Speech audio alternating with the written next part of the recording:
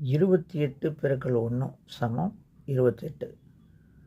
ஆனால் நம்ம முறைப்படி 2 3ன்னு எடுத்துருவோம். 1 3 3, அப்போ 27. 1 கூட்டணும் 28. அப்போ அடுத்த நம்பர் பார்த்தலாமா? 28 பெருக்கல் 2 அப்படின்னா 56 டக்குன்னு சொல்லிட்டு போயிடலாம் வாய் வழியாக. ஆனால் நம்ம முறையில் 3 2 6 54.